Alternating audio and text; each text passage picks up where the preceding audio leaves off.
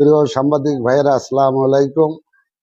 আমি 5 নং রতনদী তালতলী ইউনিয়নের একজন রাজনৈতিক কর্মী। আমার ইউনিয়ন পরিষদের সচিবের সাথে আমার ফোন আলাপ হয়েছিল। কিছু অংশ ভুলভাবে উপস্থাপনা করে তিনি আমি প্রবীণ রাজনৈতিক কর্মী, প্রশাসনের সব টেকনিক্যাল শব্দ হয়তোবা আমি জানি না। সেদিন 7 নং ওয়ার্ডের কিছু হতদরিদ্র মানুষ আমার কাছে আসে যে ইউনিয়ন পরিষদে চাল দেয়, আমাদেরকে দেয় না। তখন আমি হতদরিদ্র লোকদের সামনে বসি, সচিবের সাথে ফোনে আলাপ করি, প্রকাশ করেছেন তাদের আপৎকালীন কিছু আর্থিক সাহায্য ও বিষয় সচিবের সাথে কথা বলেছিলাম।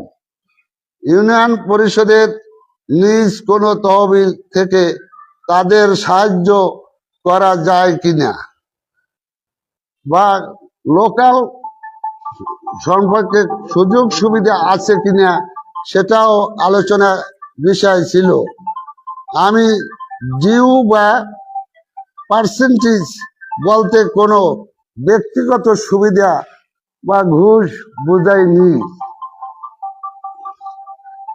ওনাদের প্রতিষ্ঠানে কোনো খরচের খাত আছে কিনা তাও আমি জানতে চেয়েছিলাম। আর চাল বিক্রির যে কথাটা উনি এসেছে, উনি বিগত দিনে চাল দিয়েছেন, যারা চাল না পেয়েছে তাদেরকে নগদ টাকা পেমেন্ট করেছেন। সেহেতু তাই আমি সচিবকে জিজ্ঞাসা করেছিলাম, বাবা আপনি চাল দিতে পারেন নাই, তাহলে কোনো নগদ আর্থিক সাহায্য করা যাবে কিনা। তিনি আমার সাথে বাকদ্বন্দ্বিতা করেন। তখন বিষয়টি শেষ হয়ে যায়। আমি স্পষ্ট করে বলতে চাই, কোনো চাল বিক্রি করা হয়নি, কোনো নগদ টাকাও দেওয়া হয়নি, চালের একটি দানাও অপচয় হয়নি। সম্পূর্ণ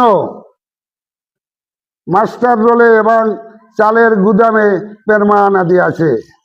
রাজনৈতিক প্রতিহিংসায় আমার যারা প্রতিনিধি, আমি ইউনিয়ন পরিষদ নির্বাচন করব, এজন্য আমার প্রতিহিংসা যারা আছেন তারাই আমার এইগুলি সচিবের সাথে সহযোগিতা করে এইগুলি ছড়াইয়ে দিয়েছেন। আমার 42 বছর রাজনীতির বয়স, কোনো আমার কলঙ্ক এবং দাগ নেই। আমি মোহাম্মদ হায়দার আলী শরীফ, রতনদী তালতলী ইউনিয়ন, গলাচিপা, পটুয়াখালী।